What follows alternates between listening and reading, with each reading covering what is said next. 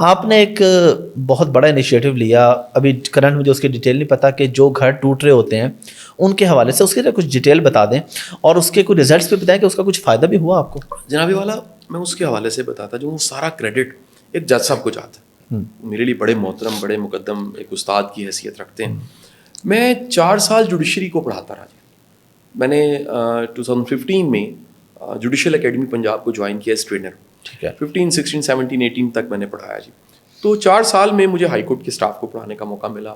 4 سال میں مجھے جو ہمارے ڈسٹرکٹ جوڈیشری کے آفیسرز کو پڑھانے کا موقع ملا, سول ججز کو, ایڈیشنل سیشن جج کو, ڈسٹرکٹ سیشن ججز کو پڑھانے کا موقع ملا. اور اچھا, یہاں ایک بڑا لطیفہ ہوتا ہے, لوگ اپنی لا علمی سے نیگیٹو بھی ہوتے ہیں. یہ میں 1 منٹ کا پوز لے رہا ہوں. بالکل. مثلا ایک بندہ ہے ہی لا علم, جی جی, اس کو نہیں پتا ای کامرس کیا ہے یا ڈراپ شپنگ کیا ہے, وہ اپنی لا علمی کا اظہار یہ کرے گا, آپ کو برا کہے گا. بالکل.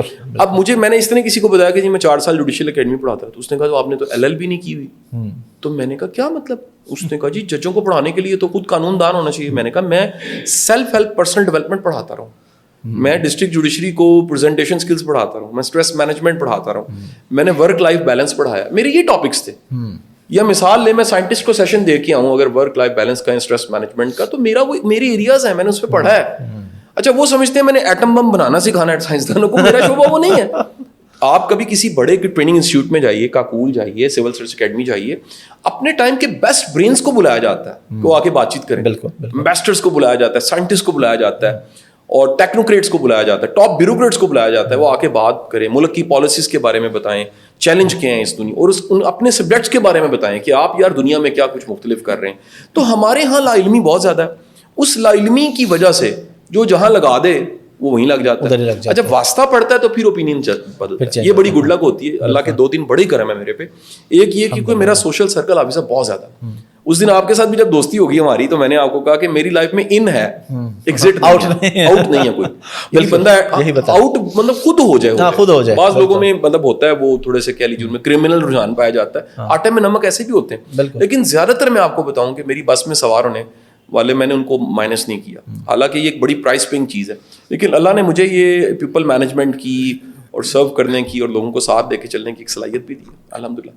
تو طلاق کے حوالے سے جو آپ اب جناب والا وہ پروجیکٹ جب ہم نے 2018 میں اس کو شروع کیا, تو اس کی وجہ یہ تھی کہ میں جب ہائی کورٹ پڑھا رہا تھا جوڈیشل اکیڈمی میں, تو اس وقت جو چیف تھے ہائی کورٹ کے وہ تھے انوار الحق صاحب, وہ ریٹائر ہوئے. ان کے ساتھ میری دوستی بن گئی. ٹھیک ہے. ان کی بڑی محبت, انہوں نے فاؤنڈیشن کو جوائن کیا, اور پچھلے 4 سال سے آؤ صلح کریں, آسک, یہ پروجیکٹ چل رہا ہے. یہ پوز بھی ہوا, جج صاحب کبھی علیل ہیں, کبھی رک گیا, کبھی کووڈ آ گیا, لیکن یہ چلتا چلا جا رہا ہے. اور اس وقت بھی پر منتھ 40 سے زیادہ جو صلح ہے وہ اس پروجیکٹ میں ہو رہی ہے فی سبیل اللہ, ماشاء اللہ. اور اس میں کوئی ایک جو ہے میاں یا بیوی ہم سے رابطہ کر لیتا ہے فاؤنڈیشن کے نمبر پہ, یا اس کے ڈیجیٹل فارمز اویلیبل ہیں پیج پہ, سب ویب سائٹ, سب جگہوں پہ, وہ رابطہ کرتا ہے. اور رابطہ کرنے کے بعد جو ہے وہ ہم اس کی مصالحت پہ کام شروع کر دیتے ہیں, اور فی سبیل اللہ ہم صلح کروا دیتے ہیں ماشاء اللہ. اور یہ ہر مہینے اگر 40 لوگ تو کتنے 40 گھر بچ جاتے ہیں, 40 گھر. اور پھر اصل تو آگے بچے, کیونکہ جو میاں بیوی ان کا تو کہنے کہ گزارا ہو جاتا ہے, اصل تو یہ ہے کہ بچوں کا فیوچر سارا خراب ہو رہا ہوتا ہے.